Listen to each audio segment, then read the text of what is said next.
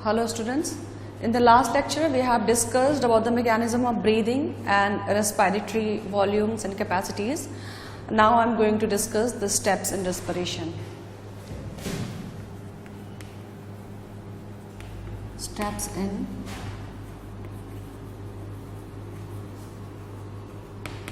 respiration, right? तो respiration में जो स्टेप्स हैं, सबसे पहला स्टेप होता है ब्रीदिंग और पल्मोनरी वेंटिलेशन. ब्रीदिंग को और क्या बोलते हैं? Pulmonary ventilation. Pulmonary term is related with the lungs, ठीक है. तो in the steps of respiration, the first step is breathing और the pulmonary ventilation by which the atmospheric air is drawn in and carbon dioxide which rich air is released out. ठीक है. Breathing में क्या होता है कि जो atmospheric air होता है which is rich in oxygen, it is drawn in and the carbon dioxide rich air is released out from the body and which is known as the breathing. तो हमने लास्ट लेक्चर में already discuss कर लिया है breathing के step. So steps in respiration में the first step is breathing or also known as pulmonary ventilation. तो क्या होता है इसमें? atmospheric air rich in oxygen, atmospheric air which is rich in oxygen, it is drawn in and carbon dioxide rich air is released out. Second step क्या होगा? अब air तो अंदर आ गई, अब जो गैसेस होंगे उनका डिफ्यूजन होगा. Diffusion of gases, oxygen and carbon dioxide across the alveolar membrane will take place. ठीक है. नेक्स्ट स्टेप क्या होगा? डिफ्यूजन ऑफ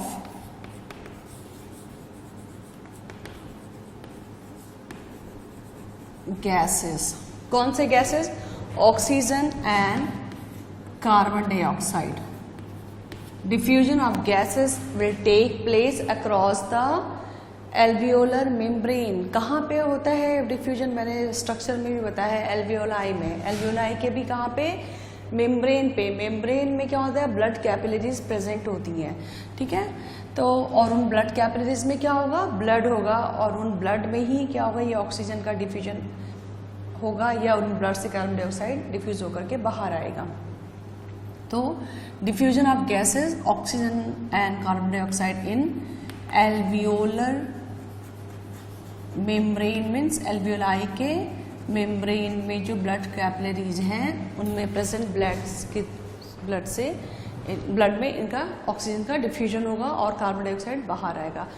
थर्ड स्टेप क्या होता है? Transportation of gases by blood. Third step है रेस्पिरेशन में transportation of gases bye blood. ठीक है. तो ये जो ट्रांसपोर्टेशन होता है, इसमें ट्रांसपोर्टेशन दो तरीके का ट्रांसपोर्टेशन है. Transportation of oxygen will take place as well as the transportation of carbon dioxide will also take place. So there will be the transportation of both oxygen and carbon dioxide. So we will discuss each one by one.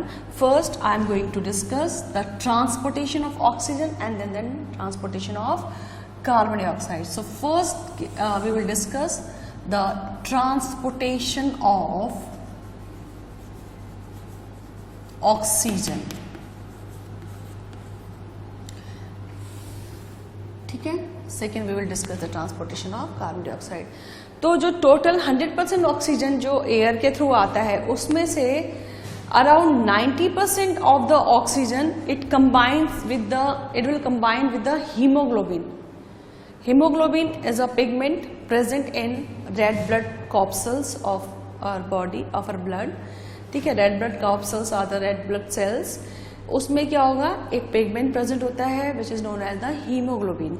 और एक haemoglobin, one haemoglobin can bind with maximum 4 oxygen molecule, right. तो जो oxygen air से आ रहा है, that oxygen will be bind with the haemoglobin present in the red blood corpuscles. अब इसके बाद ऑक्सीजन जब हीमोग्लोबिन के साथ बाइंड करेगा तो it will form an unstable compound which is known as oxy haemoglobin. तो ठीक है, ट्रांसपोर्टेशन ऑफ ऑक्सीजन में क्या होगा, अराउंड 90% ऑक्सीजन, 97% ऑक्सीजन तो जो है वो रेड ब्लड सेल्स में जो हीमोग्लोबिन प्रेजेंट है उनके थ्रू ट्रांसपोर्ट होंगे, और 3% ऑक्सीजन जो है it will dissolve in the water of the plasma. Plasma is the fluid part of the of our connective tissue that is blood. Blood का fluid part क्या है, plasma है, and the cells are constituted by the RBCs, WBCs and the platelets. तो RBC के through 97% of the oxygen is being transported, and through plasma 3% of the oxygen is being transported, right? तो अगर 100% हम oxygen लें blood में तो around 97% of oxygen जो है ये कैसे ट्रांसपोर्ट होगा, will be transported with the help of hemoglobin. तो ये क्या होगा, 90% of oxygen will combine with hemoglobin, ठीक है, and form an unstable compound that is oxyhemoglobin. Oxyhemoglobin is an unstable compound. ठीक है, तो कैसे होगा, haemoglobin is combined with oxygen, ये एक रिवर्सिबल रिएक्शन फॉर्म करेगा, ठीक है, it will form HbO2 which is also known as oxyhaemoglobin. तो ऑक्सीहीमोग्लोबिन जो होता है अनस्टेबल होता है, ये डिसोसिएट होकर के हीमोग्लोबिन और ऑक्सीजन बना देगा, ठीक है। तो 90% ऑफ ऑक्सीजन कैसे ट्रांसपोर्ट हो रहा है, with the help of haemoglobin. तो 1 haemoglobin molecule can combine with 4 oxygen molecule. एक हीमोग्लोबिन मॉलिक्यूल कितना ऑक्सीजन को कंबाइन करता है, 4 ऑक्सीजन को, ठीक है। अब जो एल्वियोलर सरफेस में क्या होता है, ऑक्सीजन तो हीमोग्लोबिन से कंबाइन करेगा, लेकिन when it reaches to the tissues, ठीक है, जब ये टिश्यूज में जाएगा तो इट विल डिसोशिएट। टिश्यूज में पहुंचने पर क्या होगा, ये डिसोशिएट ऑक्सीहीमोग्लोबिन डिसोशिएट होकर हीमोग्लोबिन और ऑक्सीजन बना लेगा, and oxygen will be released in the tissues, right. Next है ट्रांसपोर्टेशन ऑफ कार्बन डाइऑक्साइड। अब एक नॉर्मल पर्सन में अगर हम देखें, एक नॉर्मल पर्सन में 100 ml में करीब 15 ग्राम जो होता है हीमोग्लोबिन प्रेजेंट होता है। In a normal person,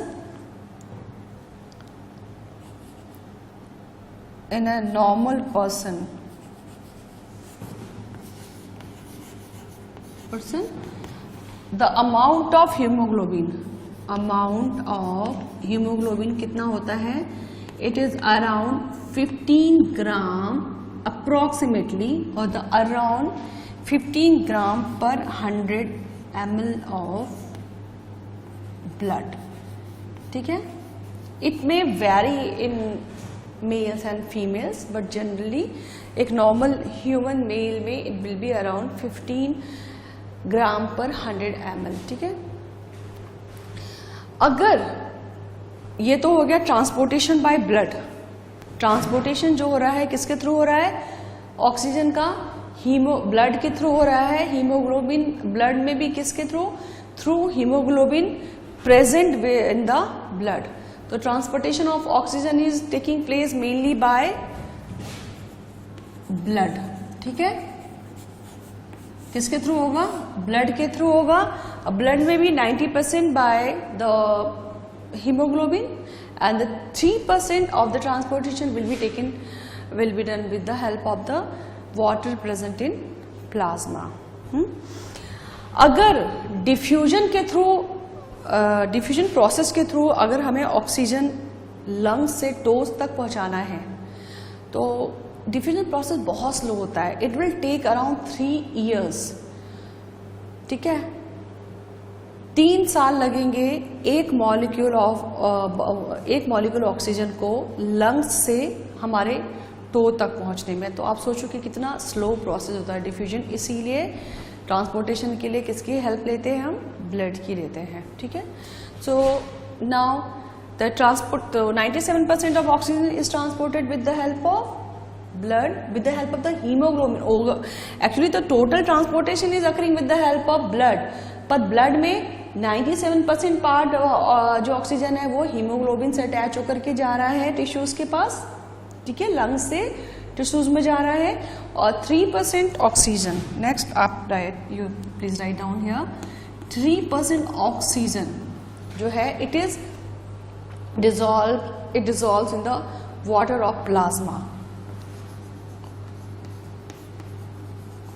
in water of plasma. Next transportation क्या होगा? ये तो हो गया ऑक्सीजन का कि लंग्स से ऑक्सीजन कहाँ पहुंच गया? टिश्यूज में. अब ट्रांसपोर्टेशन, अब टिश्यू में जाने के बाद क्या होता है? ऑक्सीजन जो होगा वो कैटाबॉलिक एक्टिविटीज परफॉर्म करेगा. कैटाबॉलिक एक्टिविटीज परफॉर्म होने पे क्या होगा? ऑक्सीजन जो है it will break down the large molecules, large biomolecules and will result in the formation of carbon dioxide and other compounds. Now the carbon dioxide is toxic for the human beings, for our body. So for the body of the organism, not only for the human being, for the other animals, but therefore it has to be released out from the body. So for that, what is required here? Now this carbon dioxide has to be released out from the body. तो अब क्या होगा? This carbon dioxide which is released in the tissue, it will diffuse out into the blood capillaries and it will combine with the hemoglobin again. अब लेकिन जो ये मैंने जैसे बताया यहाँ के 100% ऑक्सीजन में से 97% हीमोग्लोबिन के साथ अटैच हो रहा है और 3% जो है dissolves in the water of the plasma. इसी तरीके से कार्बन डाइऑक्साइड के केस में क्या होता है? करीब 70% जो कार्बन डाइऑक्साइड होता है it is transported through from tissue to the lungs. It is transported within the form of bicarbonates. Tissues से जो लंग्स में ये कार्बन डाइऑक्साइड आ रहे हैं ये बाइकार्बोनेट्स के फॉर्म में आते हैं. और अराउंड 20 to 25% और कहीं कहीं पे 23% भी लिखा होता है. तो 20 to 25% कार्बन डाइऑक्साइड जो है they are released out, they are transported with the help of hemoglobin, right? So now let's see the transportation of carbon dioxide.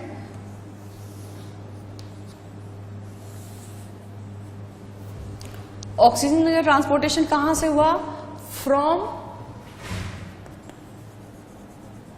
Lungs to tissues. ठीक है. अब जो है कार्बन डाइऑक्साइड कहाँ से बाहर आ रहा है, कहाँ से रिलीज हो रहा है, निकलेगा फ्रॉम टिश्यूज टू लंग्स. तो 70% of carbon dioxide they are transported in the form of bicarbonates.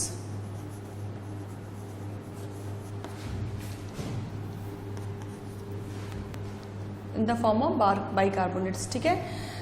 जैसे कार्बन डाइऑक्साइड है वाटर के साथ कंबाइन करके it will form carbonic acid H2CO3. Now this is the carbonic acid. Now this carbonic acid will dissociate and will give rise to the hydrogen ion and bicarbonate ion. और इसी form में जो है इस bicarbonate ion के form में around 70% carbon dioxide जो है टिश्यूज से कहाँ जा रहा है? लंग्स में जा रहा है. And around 20 to 25% of carbon dioxide they combines with the hemoglobin and form a compound carbaaminohemoglobin.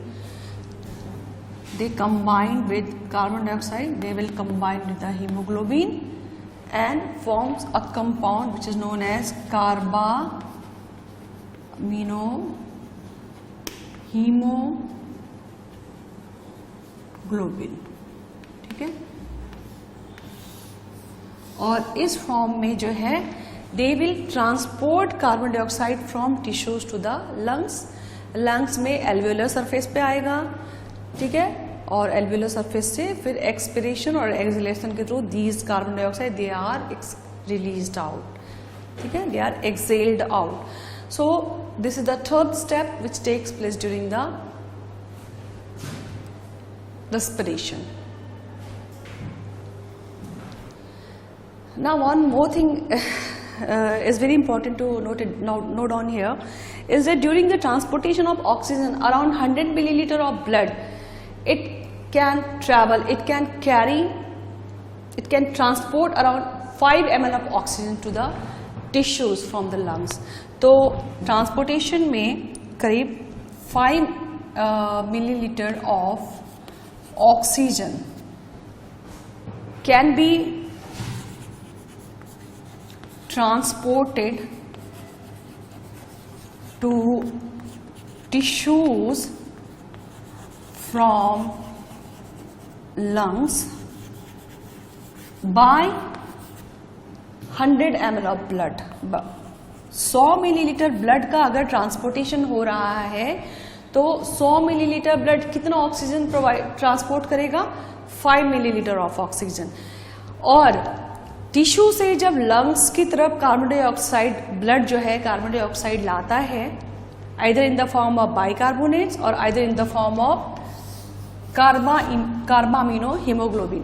ठीक है, दो फॉर्म में आ रहा है, बाइकार्बोनेट्स के फॉर्म में और कार्बामिनोहीमोग्लोबिन के फॉर्म में. तो उस समय it releases out around 400 milliliter of blood will release out 4 ml of carbon dioxide. ठीक है, तो during their transportation 100 milliliter of blood will release out 4 ml of carbon dioxide from tissues to the blood, tissues to the lungs.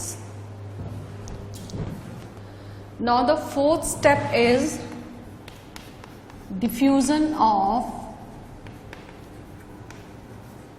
oxygen and carbon dioxide between blood and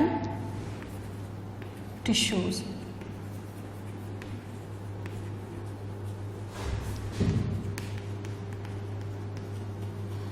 हम respiration के steps पढ़ रहे हैं. पहला step क्या हुआ था? Breathing भी थी, पल्मोनरी वेंटिलेशन, ब्रीद इन किया था.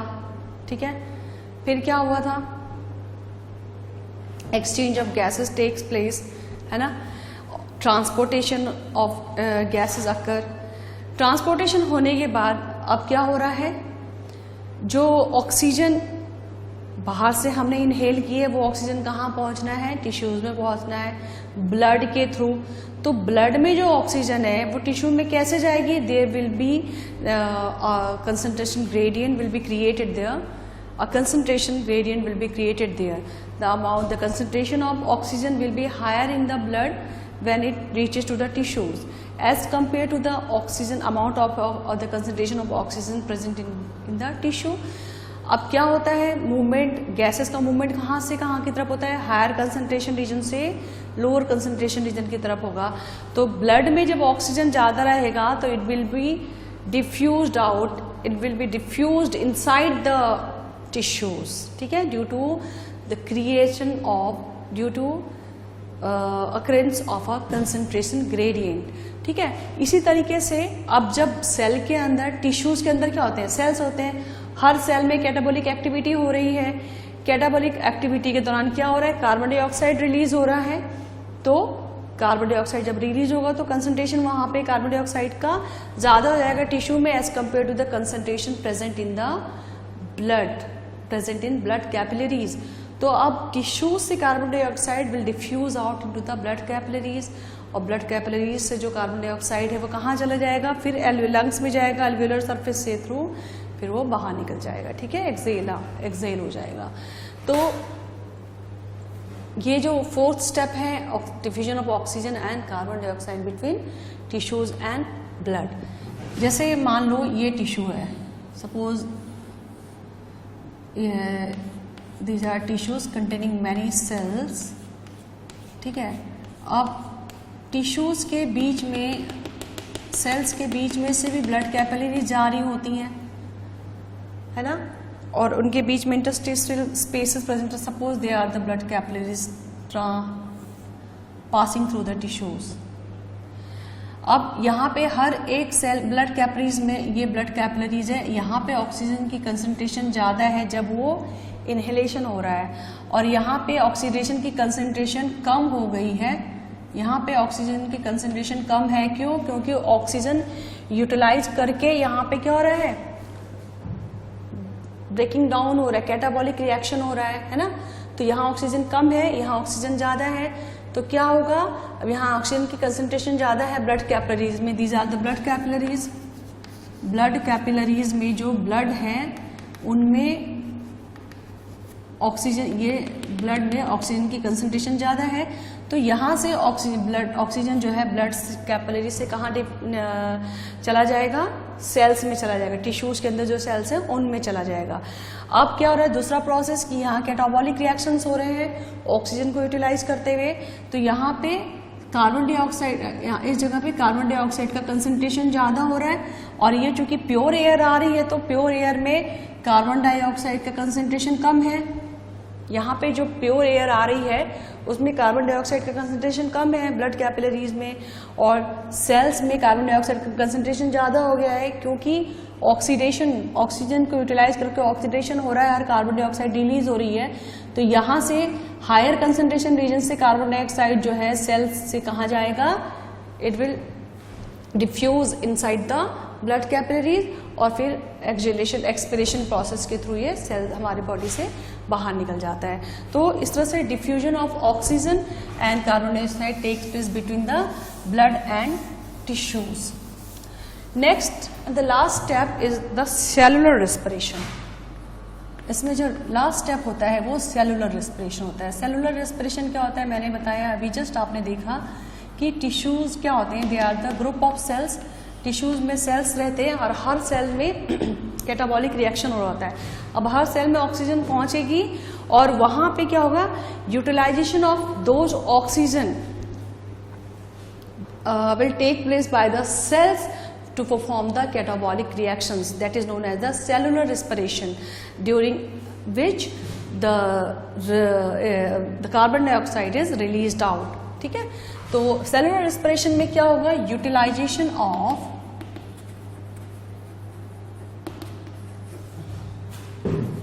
Oxygen by the sales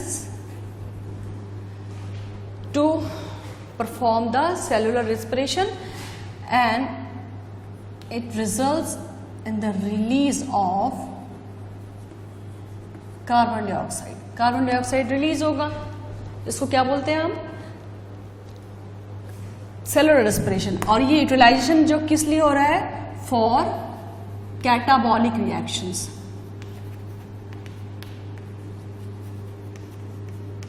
catabolic reactions आपको बताया हुआ है ब्रेकडाउन, ठीक है, ऑक्सीजन के प्रेजेंस में large biomolecules they are broken down into the smaller biomolecules. अब ये जो सेलुलर रेस्पिरेशन है, it is a multi step process and it take place with the help of various enzymes and the coenzymes, and there are particular enzyme for each step. हमको detail में नहीं पढ़ना है at this level, we do not need to deal with all this steps in detail, just you know about this कि ये जो process है it is a multi step process, and हर स्टेप के लिए there is a particular enzyme and the coenzyme, right. तो cellular respiration क्या होता है, it is a multi step process and each step requires particular enzyme, particular enzyme is required for each step.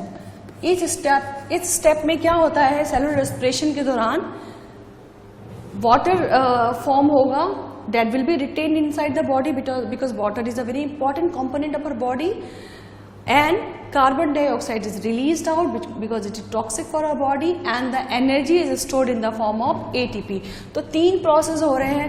पहला तो water जो बन रहा है, वाटर फॉर्मेशन जो हो रही है, water is retained inside the body, retained inside the body.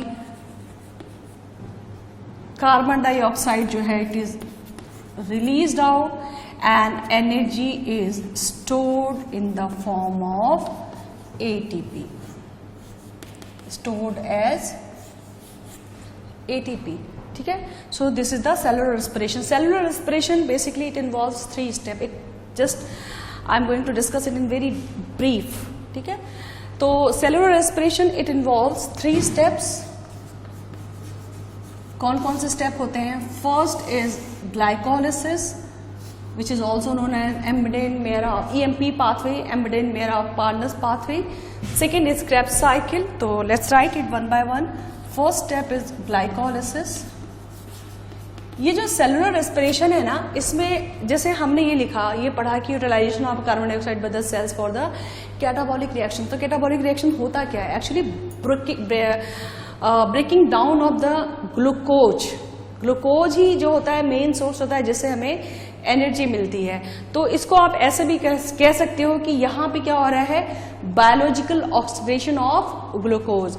Either you can say that here the utilization of oxygen by the cells for a catabolic reaction is taking place, or you can say that biological oxidation of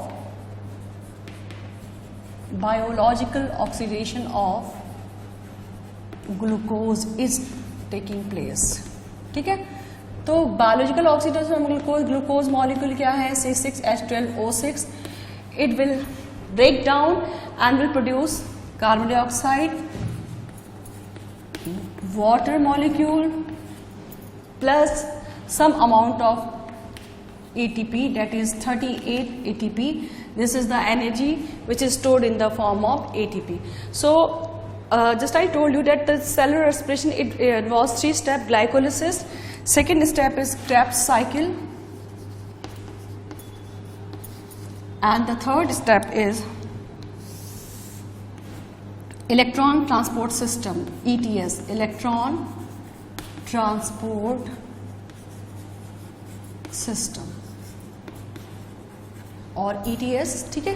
तो glycolysis जो होता है it takes place कहाँ पे होता है? Site is cytoplasm of the cell. हर cell के साइटोप्लाज्म में ग्लाइकोलिसिस होता है. Glycolysis is also known as EMP pathway. EMP Embden, you can write it down. Embden, E for Embden, Meyerhof and Parnas pathway. Actually, they were the 3 scientists who discovered this first step of the cellular respiration, that is the glycolysis. ठीक है. तो glycolysis में क्या होगा? पहली बात तो यहाँ पे ऑक्सीजन का इन्वॉल्वमेंट नहीं होगा. इस स्टेप में ऑक्सीजन की बिल्कुल भी जरूरत नहीं पड़ेगी. तो no requirement of oxygen in this step.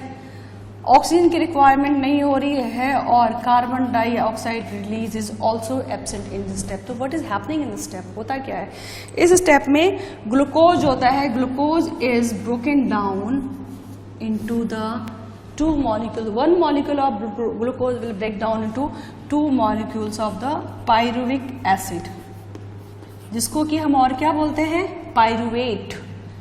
pyruvic acid, or we will also call them as the pyruvate. ठीक है. तो आप देख रहे हो, मैंने कहा कि हम बहुत ब्रीफ में इसको डिस्कस कर रहे हैं. हायर स्टडीज में ये बहुत लंबे स्टेप्स होते हैं, बहुत लंबे प्रोसेस होते हैं, and comprises of many steps. ठीक है. But we are dealing it here in very short, in very brief. तो ग्लाइकोलिसिस में क्या होता है? कहाँ होता है? साइटोप्लाज्म में होगा सेल के. ऑक्सीजन की जरूरत इसमें नहीं होगी तो कार्बन डाइऑक्साइड रिलीज नहीं होगा, और इस स्टेप में क्या होगा, जो ग्लूकोज है it will break down into 2 molecules of the pyruvic acid. Now next step जो होता है क्रेब्स साइकिल होता है। Krebs cycle is discovered by the scientist sir Hans Kreb and उनके नाम पे ही इसको जो है इस साइकिल को क्या बोलते हैं, Krebs cycle. Krebs cycle is also known as tricarboxylic acid cycle और TCA cycle. TCA stands for tricarboxylic acid cycle, or it is also known as citric acid cycle. Citric acid cycle. ठीक है, इसका site कहाँ होता है, what is the site, कहाँ पे Krebs cycle what is the site where the Krebs cycle takes place? It is the mitochondria of the cell. Cell की mitochondria में, सेल के साइटोप्लाज्म के अंदर बहुत सारे सेलुलर ऑर्गेनेल्स डिस्पर्स्ड रहते हैं, प्रेजेंट रहते हैं। उनमें उसके साइटोप्लाज्म में तो ग्लाइकोलाइसिस हो गया, अब पायरुविक एसिड कहाँ जा रहा है, माइटोकॉन्ड्रिया में, जो कि सेल के अंदर प्रेजेंट होता है। तो माइटोकॉन्ड्रिया में अब क्या होगा, ये पायरुविक एसिड का माइटोकॉन्ड्रिया में इसके अलावा और क्या होता है, पायरुविक एसिड से मिलते जुलते कंपाउंड होंगे, फैटी एसिड है, अमीनो एसिड्स है, फैट्स है, they all are broken down into the carbon dioxide and water by the process of oxidation। तो ऑक्सीडेशन हो रहा है, यानी कि यहाँ पे ऑक्सीजन की रिक्वायरमेंट हो रही है, राइट। तो माइटोकॉन्ड्रिया में क्या होगा, पायरुविक एसिड जो यहाँ पे बना था, पायरुविक एसिड, ये पायरुविक एसिड, उसके अलावा you can say fatty acid भी, amino acid also, they all are broken down into carbon dioxide plus water molecule, right, by the process of oxidation। यानी कि यहाँ पे ऑक्सीजन की रिक्वायरमेंट है, ठीक है। तो जो क्रेब्स साइकिल होता है, it is the common pathway, it is the common path for the catabolism of, for the oxidation of carbohydrate, fats and proteins. So you write this information. It is the common path for oxidation of carbohydrates, fats and proteins. Carbohydrate, fats and proteins. Now the third step is electron transport system. अब electron transport system में क्या होता है, इस Krebs cycle के दौरान जो hydrogen produce होता है, हाइड्रोजन एटम प्रोड्यूस होगा, एक्चुअली वाटर बन रहा है ना, तो वाटर सिर्फ क्रेब्स साइकिल में नहीं बन रहा है, यहाँ पे साइमल्टेनियस प्रोसेस हो रही है। यहाँ पे जो हाइड्रोजन रिलीज होगा वो हाइड्रोजन यहाँ पे जाएगा, इलेक्ट्रॉन ट्रांसपोर्ट सिस्टम में एंटर करेगा, और इस सिस्टम में क्या होता है, बहुत सारे कोएंजाइम्स और साइटोक्रोम कंपाउंड, साइटोक्रोम्स हैं, they will perform the reaction, they will perform this electron transport system, ठीक है। तो अब ये हाइड्रोजन एटम यहाँ पे जब एंटर करेगा तो it will break down into proton and electron, ठीक है। ये दो है साइमल्टेनियस प्रोसेस एक साथ चल रही है। तो हाइड्रोजन एटम जो है which are produce during Krebs cycle, यहाँ पे जो हाइड्रोजन एटम प्रोड्यूस हुई है, it will break down into electron and proton, proton में ब्रेक डाउन होगा। उसके बाद ये इलेक्ट्रॉन और proton they will enter into the electron transport system and they will pass through, they will take with the help of various coenzymes and cytochromes, they will combine these electron and proton, they will combine with oxygen, electron and proton जो है, they both will combine with oxygen and they will produce water molecule, ठीक है। तो ये जो है simultaneous process चल रही है। इस तरीके से ये पूरा सिस्टम आपस में, ये जो रेस्पिरेशन, सेलुलर रेस्पिरेशन होता है, ग्लूकोज का डाइजेशन होगा, और कार्बन डाइऑक्साइड यहाँ से रिलीज होकर के बाहर निकल जाएगी, एनर्जी एटीपी की फॉर्म में स्टोर हो जाएगा और वाटर बॉडी के अंदर रिटेन होगा. Now let's see the centre of respiration. हमारी बॉडी में कंट्रोल सिस्टम कहाँ होता है, रेस्पिरेशन का कंट्रोल कहाँ होता है? तो the respiratory centre which is present in body, it is present in the medulla oblongata of our brain. हमारे ब्रेन में जो पीछे के साइड में मेडुला ऑब्लोंगेटा होता है, वहां पे क्या होता है, रेस्पिरेटरी सेंटर प्रेजेंट होता है. तो please write down the control of respiration is by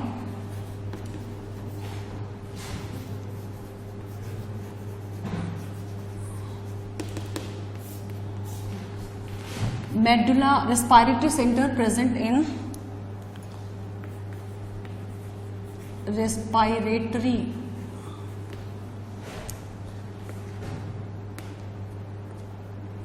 center present in medulla oblongata. एक तो ये हो गया, एंड दूसरा pons varolii present in brain, and pons varolii present in brain. So these are the control system of the respiration. So this is all about the respiration. Next I will discuss few diseases and then I will start with the circulatory system. Thank you. Now in the last of this respiration, I would like to discuss about some diseases, some disorders related to respiratory system. So first disorder is emphysema. First disorder is emphysema.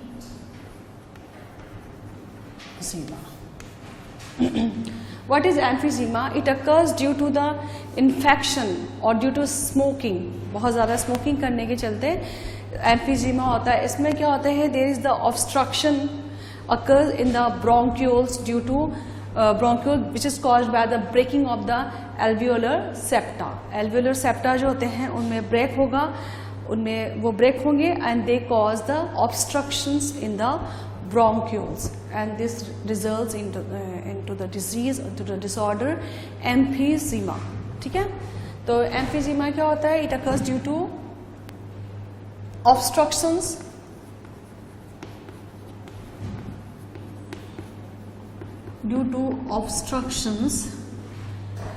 in bronchioles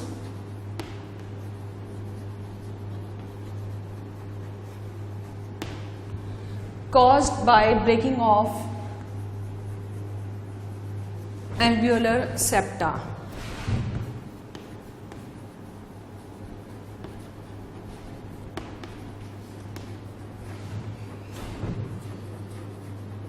इसका treatment कैसे होता है? For treatment bio bronchodilator is used, bronchodilator and the oxygen therapy is used. For treatment doctors they use bronchodilators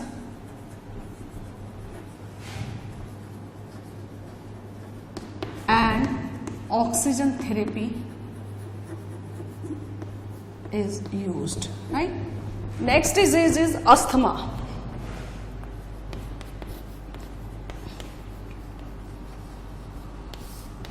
अपने आसपास अपने कई patients को देखेंगे जो कि अस्थमा से they are suffered from the who are suffering from the asthma.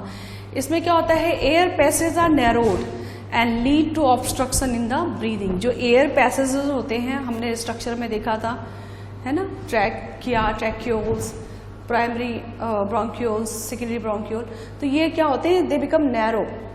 Air passages they are narrowed and lead to obstruction in breathing. तो अस्थमा में क्या होता है, air passages are narrowed and lead to obstructions in breathing. ठीक है, Third disease related with respiratory system is pneumonia. Pneumonia जो होता है generally it occurs due to the bacterial and viral infection. इसमें क्या होगा?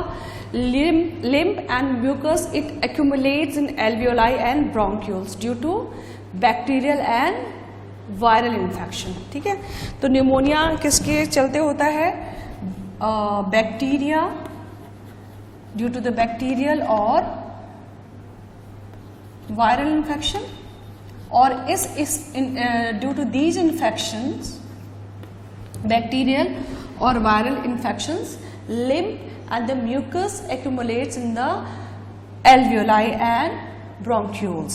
तो क्या होता है? lymph and mucus accumulates in the alveoli and bronchioles. ठीक है, तो ये हो गया pneumonia. Next is bronchitis. Another disorder is bronchitis. Bronchitis कैसे होता है? इसमें होता क्या है कि जो लिविंग मेम्ब्रेन होती है रेस्पिरेटरी ट्रैक्ट की, है ना, उसमें स्वेलिंग हो जाती है. क्यों? Due to the excessive smoking. बहुत ज़्यादा स्मोकिंग करने से जो मेम्ब्रेन्स होती है रेस्पिरेटरी ट्रैक्ट की, दे बिकम स्वेल. तो ब्रोंकाइटिस में क्या होता है? Swelling occurs in living membranes of respiratory tract. Respiratory tract due to excessive smoking.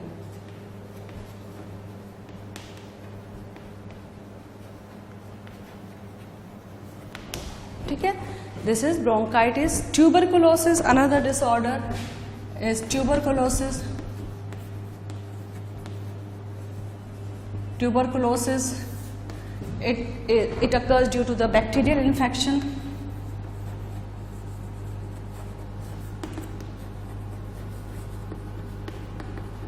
Right? And then pleurisy, another disease related with the respiratory system is pleurisy. Pleurisy में क्या होता है? The inflammation occur in the lungs membrane. जो lungs की जो membrane होती है, pleural membrane, उनमें inflammation होता है. तो pleurisy is occurred due to the inflammation in lungs membrane. ठीक है. ऑक्यूपेशनल रेस्पिरेटरी डिसऑर्डर्स भी होते हैं. उसमें क्या होता है? जैसे कुछ बड़ी बड़ी फैक्ट्रीज होती है, grinding factory which are related with the grinding, like stone grinding, stone breaking factories, grinding factories. उनमें क्या होता है कि बहुत डस्ट पार्टिकल प्रोड्यूस होते हैं, बहुत सारे डस्ट पार्टिकल निकलते हैं.